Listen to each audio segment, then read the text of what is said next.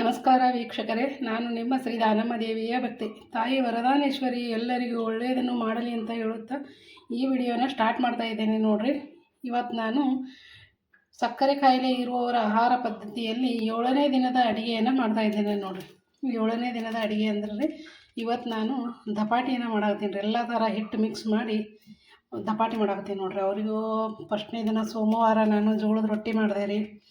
ಆಮೇಲೆ ರಾಗಿ ರೊಟ್ಟಿ ಮಾಡೀನಿ ರೀ, ಚಪಾತಿ ಮಾಡೀನಿ ರೀ, ಸಜ್ಜಿ ರೊಟ್ಟಿ, ರಾಗಿ ಮುದ್ದೆ, ರಾಗಿ ಮಸಾಲ ದಪಾಟಿ ಅಂತ ಮಾಡೀನಿ ರೀ, ತಾಲಿಪಟ್ಟದ್ದು ಮಾಡೀನಿ ರೀ. ಎಲ್ಲ ಥರ ಆಗ್ಯದ್ರಿ. ಈಗ ಇದು ಎಲ್ಲ ಥರ ಹಿಟ್ಟು ಕೂಡಿಸಿದ್ದು ದಪಾಟಿ ಮಾಡಾಕತ್ತೀನಿ ನೋಡ್ರಿ.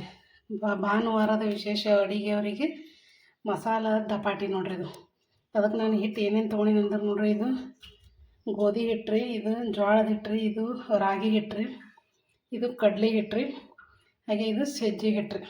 ಇಲ್ಲ, ಇದು ಸಜ್ಜಿ ಹಿಟ್ಟು ರೀ, ಇದು ಜೋಳದ ಹಿಟ್ಟು ಅದ ರೀ. ಇದು ಎಲ್ಲ 5 ಥರ ಹಿಟ್ಟನ್ನು ಕೂಡಿಸಿ ನಾನು ಮಸ್ತಾಗಿ ಅವರಿಗೆ ಎಲ್ಲ ಆರೋಗ್ಯಕರವಾದ ದಪಾಟಿಯನ್ನು ಮಾಡ್ತಾಯಿದ್ದೇನೆ ನೋಡ್ರಿ. ಇದಕ್ಕೆ ನಾನು ಅಜ್ವಾನನ್ನು ತೊಗೊಂಡಿನಿ ರೀ. ಕೈಲಿ ಚಂದಾಗಿ ತಿಕ್ಕಿ ಹಾಕೀನಿ ರೀ. ಅಜ್ವಾನ ಹಾಕೀನಿ ರೀ, ಜೀರಿಗೆ ಹಾಕೀನಿ ರೀ, ಇದು ಅರಿಶಿನ ಪುಡಿನೂ ಹಾಕೀನಿ ರೀ, ಸ್ವಲ್ಪ ಎಳ್ಳು ಹಾಕೀನಿ ರೀ, ಇದು ಹಸಿ ಮೆಣ್ಸಿನ್ಕಾಯಿ, ಇದ್ರಾಗೆ ಬೆಳ್ಳುಳ್ಳಿ ಜೊತೆ ಎಲ್ಲ ಮಿಕ್ಸಿ ಮಾಡ್ಕೊಂಬಂದು ಹಾಕೀನಿ ನೋಡಿರಿ. ಸ್ವಲ್ಪ ಕೊತ್ತಂಬರಿ ತೊಗೊಂಡೀನಿ ರೀ. ಈಗ ಇದನ್ನೆಲ್ಲನೂ ಮಿಕ್ಸ್ ಮಾಡಿ ಚೆಂದಾಗಿ ನಾದ್ಕೋತೀನಿ ರೀ. ಇದೊಂದು ಸ್ವಲ್ಪ ಹಿಂಗೂ ಹಾಕ್ತೀನಿ ನೋಡಿರಿ. ಹಿಂಗೆ ಹಾಕಿದ್ರೆ ರುಚಿ ಚೆಂದ ಇರ್ತದೆ, ಟೇಸ್ಟ್ ಇರ್ತದೆ ರೀ. ಇದು ಇವತ್ತು ಭಾನುವಾರದ ವಿಶೇಷ ಅಡುಗೆನ ದಪಾಟಿ ಮಾಡಾಕತ್ತೀನಿ ನೋಡಿರಿ. ಎಲ್ಲ ಥರ ಹಿಟ್ಟು ಮಿಕ್ಸ್ ಮಾಡಿ ದಪಾಟಿ ಮಾಡಾಕತ್ತೀನಿ ನೋಡಿರಿ. ಈಗ ಇದನ್ನು ಸ್ವಲ್ಪ ಎಣ್ಣೆ ಹಾಕಿ ಕಲಸ್ಕೊತೀನಿ ನೋಡಿರಿ. ಇದಕ್ಕೆ ಎಣ್ಣೆನೂ ಹಾಕೀನಿ ರೀ. ಈಗೆಲ್ಲನೂ ಮಿಕ್ಸ್ ಮಾಡ್ಕೊತೀನಿ ನೋಡಿರಿ. ಈಗ ಇದನ್ನೆಲ್ಲ ಚೆಂದಾಗಿ ಮಿಕ್ಸ್ ಮಾಡ್ಕೊತಾರೆ. ಈಗ ಇದಕ್ಕೆ ಸ್ವಲ್ಪನೇ ನೀರು ಹಾಕ್ಕೊಂಡು ಚೆಂದಾಗಿ ನಾದ್ತೀನಿ ನೋಡಿರಿ. ಈ ಥರ ಚೆಂದಾಗಿ ನಾದ್ಕೊಂಡು ಬಂದು ತೋರಿಸ್ತೀನಿ ರೀ ನಿಮಗೆ ನೋಡಿರಿ. ಈಗ ಎಲ್ಲನೂ ಚೆಂದಾಗಿ ನಾದ್ಕೊಂಡು ಬಂದೀನಿ ನೋಡಿರಿ. ಈಗ ಇದಕ್ಕೊಂದು ಸ್ವಲ್ಪ ಎಣ್ಣೆ ಹಚ್ಚಿ ಇಡ್ತೀನಿ ರೀ. ಇದಕ್ಕೆ ನಾವು ಉಪ್ಪು ಹಾಕೀನಿ ರೀ. ಅದು ಹೇಳೋದನ್ನು ಸ್ವಲ್ಪ ಮಿಸ್ ಆಗಿದ್ರಿ. ಉಪ್ಪು ಹಾಕಿ ನಾದೀನಿ ರೀ. ಹಸಿಮೆಣ್ಸಿಕಾಯಿ ಪೇಸ್ಟ್ದಾಗೆ ಉಪ್ಪು ಹಾಕಿ ಪೇಸ್ಟ್ ಮಾಡ್ಕೊಂಡೀನಿ ರೀ. ಅದು ಈಗ ಇದಕ್ಕೆ ಒಂದು ಸ್ವಲ್ಪ ಎಣ್ಣೆ ಹಾಕ್ತೀನಿ ನೋಡ್ರಿ. ಮೇಲೆ ಎಣ್ಣೆ ಹಾಕಿ ಒಂದು ಸ್ವಲ್ಪ ಮಿದ್ದಿಟ್ಟೇವೆ ಅಂದ್ರೆ ಹಿಟ್ಟು ಚೆಂದಾಗೆ ನೆನೀತದೆ. ಅವಾಗ ದಪಾಟಿ ಮಸ್ತ್ ಆಗ್ತಾವೆ ನೋಡ್ರಿ. ಈ ಥರ ಮಿದ್ದು ಈಗ ಇದಕ್ಕೆ 1 ತಾಸು ತೆಗೆದಿಡ್ತೀನಿ ನೋಡ್ರಿ. ಅಲ್ಲಿ ತನಕ ರೀ ನಾನು ಇವತ್ತು ಭಾನುವಾರದ ವಿಶೇಷ ಅಡುಗೆನ ಮಾಡ್ಕೊತೀನಿ ನೋಡ್ರಿ. ಏನು ಮಾಡ್ತೀನಿ ಅಂದ್ರೆ ಇವತ್ತು ನಾನು ಅವರಿಗೆ ಡೈಲಿ ಅದೇ ನವಣೆ ಅನ್ನ, ಶಾವಕ್ಕಿ ಅನ್ನ, ಊದಲು ಇವೆಲ್ಲ ಸಿರಿಧಾನ್ಯಗಳ ಅನ್ನನ ಮಾಡಿದ್ನಲ್ಲ ರೀ. ಅದನ್ನು ಬೇಡ ಇವತ್ತು ಸ್ವಲ್ಪ ಡಿಫ್ರೆಂಟ್ ಇರಲಿ ಅಂದ್ರೆ ಭಾನುವಾರಕ್ಕೊಮ್ಮೆ ಅವರು ಒಂದು ಸ್ವಲ್ಪ ನಾರ್ಮಲ್ ಅಕ್ಕಿ ಅನ್ನ ಉಂಡ್ರೆ ಏನಾಗಂಗಿಲ್ಲ ರೀ. ಆದ್ರೆ ಬಿಳಿದು ವೈಟ್ ರೈಸೇ ಮಾಡೋದು ಬೇಡ್ರಿ. ಅವರಿಗೆ ಪಲಾವನ್ನು ಮಾಡ್ತೀನಿ ನೋಡ್ರಿ ಇವತ್ತು. ಅದಕ್ಕೂ ಎಲ್ಲ ಥರ ಒಂದು ಸ್ವಲ್ಪ ತರಕಾರಿ ಹಾಕಿ ಪಲಾವನ್ನು ಮಾಡ್ತೀನಿ ನೋಡ್ರಿ ಇವತ್ತು ಅವರಿಗೆ. ಈಗ ಇದನ್ನು ನೆನಿಲ್ರಿ, ಇದು ನೆನಿತನ ಅದಕ್ಕೆಲ್ಲ ಹೊಳ್ಕೊಂಡು ಬರ್ತೀನಿ ನೋಡ್ರಿ. ನಾನು ನಿಮ್ಗೆ ಇವೆಲ್ಲ ಕಾಯಿ ಅದೆಲ್ಲ ಗೋಳಿ ಮಾಡಿ ತೋರಿಸೋದ್ರಿಂದ ವಿಡಿಯೋನ ಭಾಳ ದೊಡ್ಡದಾಗ್ತದೆ ಹೇಳಿ ಒಮ್ಮೆ ಎಲ್ಲ ಒಗ್ಗರಣೆ ಹಾಕಿದ್ದೆ ತೋರಿಸಿ ನೋಡ್ರಿ. ಎಲ್ಲ ಥರ ಕಾಯಿನ ಹೋಳಿ ಹಾಕಿ ಮಾಡಿ ನೋಡ್ರಿ ಪಲಾವನ್ನು. ಈಗ ಇದನ್ನು ಕುಕ್ಕರ್ ಕ್ಲೋಸ್ ಮಾಡಿ ಕುದಿಯಾಕೆ ಇಡ್ತೀನಿ ರೀ. ಆಮೇಲೆ ತೋರಿಸ್ತಾರೆ ನಿಮಗೆ. ಈಗ ನೋಡಿರಿ, ವೆಜಿಟೇಬಲ್ ಪಲಾವ್ ರೆಡಿ ಆಗ್ಯದ್ರಿ. ಅದು ಇನ್ನೂ ಕುಕ್ಕರ್ ಫುಲ್ ಬಿಸಿ ಅದ್ರಿ. ಅದು ತಣ್ಣಗಾಗೋ ತನಕ ನಾನು ಹಿಟ್ಟು ನಾದಿಟ್ಟಿದ್ನಲ್ಲ ರೀ, ಅದು ದಪಾಟಿನ ಮಾಡ್ತೀನಿ ನೋಡ್ರಿ. ಈಗ ನೋಡಿರಿ, ಇದು ಇನ್ನೊಂದು ಸ್ವಲ್ಪ ಚೆಂದಾಗೆ ಎಣ್ಣೆ ಹಚ್ಚಿ ಮಿದಿತೀನಿ ನೋಡ್ರಿ. ಇನ್ನೊಂದು ಸ್ವಲ್ಪ ಮಿದ್ದಟ್ಟು ದಪಾಟಿನ ಮೆತ್ತಗೆ ಬರ್ತಾವೆ. ಅದಕ್ಕೆ ಇನ್ನೊಂದು ಸ್ವಲ್ಪ ಈ ಥರ ಮಿದಿತೀನಿ ನೋಡ್ರಿ. ಈಗ ಎಷ್ಟು ಹುಳಿ ಹಿಡಿದು ಮಾಡ್ತೀನಿ ನೋಡ್ರಿ ದಪಾಟಿ. ಈಗ ನೋಡ್ರಿ, ಹಿಟ್ಟನ್ನು ಮಿದ್ಕೊಂಡು ಈ ಥರ ಉಳ್ಳಿನ ಮಾಡ್ಕೊಂಡೇನಿ ರೀ. ಈಗೇನದ ಈ ತಗಡಿಗೆ ನಾನು ಸ್ವಲ್ಪ ಎಣ್ಣೆ ಹಚ್ತೀನಿ ನೋಡ್ರಿ. ಈ ಥರ ಎಣ್ಣೆ ಹಚ್ಚಿ ಈ ಥರ ಸವರ್ಕೋಬೇಕು ರೀ. ಎಲ್ಲ ಕಡೆ ಎಣ್ಣೆ ಸವರ್ಬೇಕು ರೀ. ಅಂದ್ರೆ ದಪಾಟಿ ನಾವು ತೆಗೆದ್ರೆ ಹತ್ಕೊಳಂಗಿಲ್ಲ ರೀ. ಚೆಂದಾಗಿ ಹಿಂಗೆ ಹಂಚಿನಾಗ ಹಾಕೋದ್ರಾಗ ಬಿಡ್ತದೆ.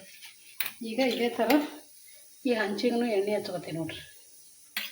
ಇದಕ್ಕೂ ಎಣ್ಣೆ ಹಚ್ಚಿ ಈ ಥರ ಸವರ್ಬೇಕು ರೀ. ಈಗ ನೋಡ್ರಿ, ಇದನ್ನು ಎರಡಕ್ಕೂ ತಗಡಿಗೆ ಹಚ್ಚನ್ರಿ, ಇದಕ್ಕೂ ಹಚ್ಚನ್ರಿ. ಇದಕ್ಕೆ ಕಾಯತನ ರೀ ಈ ದಪಾಟಿನ ತೀಡ್ತೀನಿ ನೋಡ್ರಿ.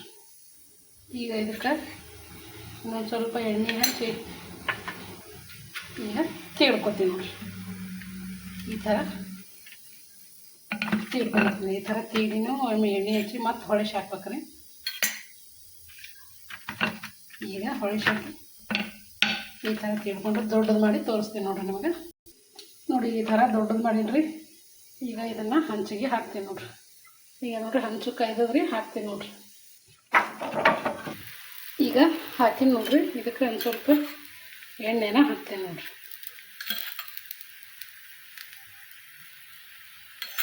ಈಗ ಇದನ್ನು ಬೇಯಿಸ್ಕೊತೀನಿ ನೋಡಿರಿ.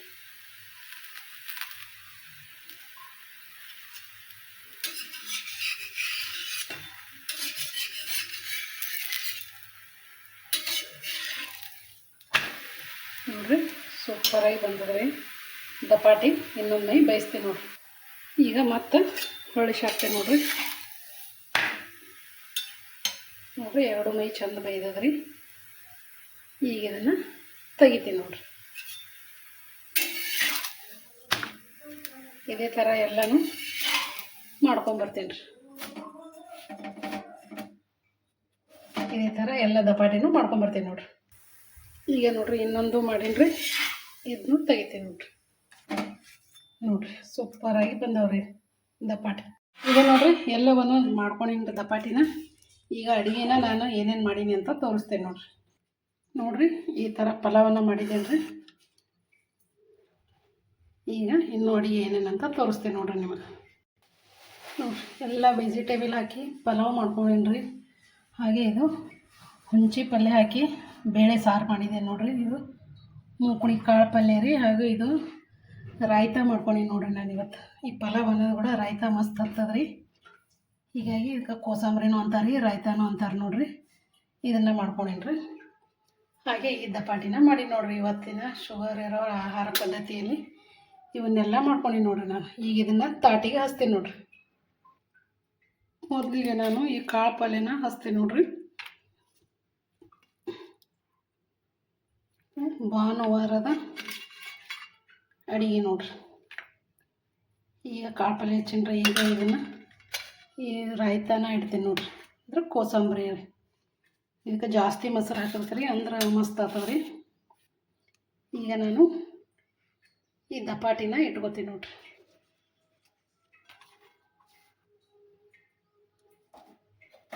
ಮಸ್ತ್ ಅಂದ್ರೆ ಮಸ್ತ್ ಆಗ್ಯಾವ ನೋಡಿರಿ ದಪಾಟಿ.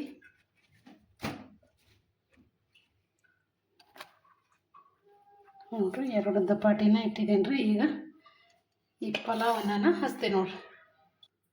ನೋಡಿರಿ ಈಗ ಪಲಾವನ್ನ ಹಚ್ಚಿದ್ದೀನಿ ರೀ. ಈಗ ಸಾರು ಹಚ್ತೀನಿ ನೋಡಿರಿ.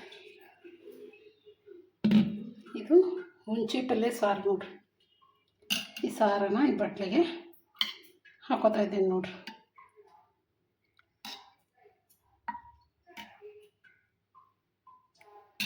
ಇದನ್ನು ಇಲ್ಲಿ ತಾಟಿಗೆ ಇಡ್ತೀನಿ ನೋಡಿರಿ. ಈಗ ಹಿಂಡಿ ಹಚ್ತೀನಿ ನೋಡಿರಿ.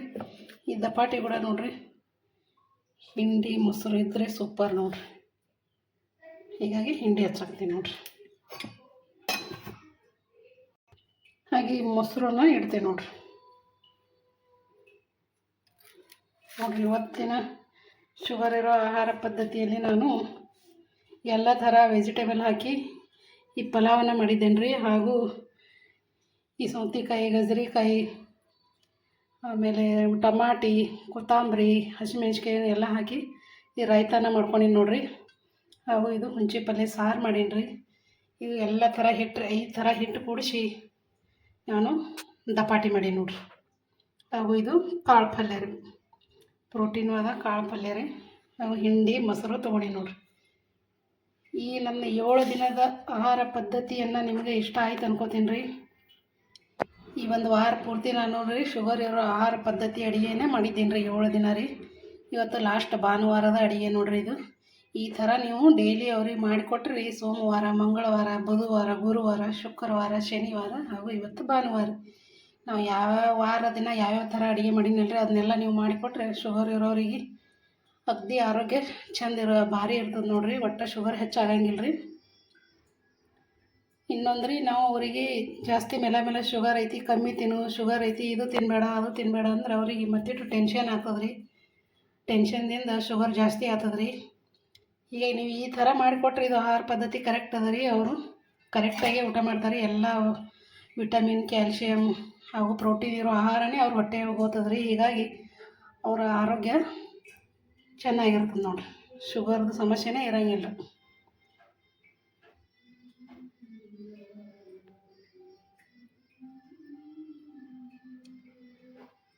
ಈ ಶುಗರ್ ಇರೋ ಆಹಾರ ಪದ್ಧತಿನ ನಿಮಗೆ ಇಷ್ಟ ಆಯ್ತು ಅನ್ಕೋತೀನಿ ರೀ. ಲೈಕ್ ಮಾಡಿರಿ, ಶೇರ್ ಮಾಡಿರಿ. ಹೊಸಬ್ರು ನೋಡೋರೆಲ್ಲರೂ ಸಬ್ಸ್ಕ್ರೈಬ್ ಮಾಡ್ಕೊಂಡು ನೋಡಿರಿ.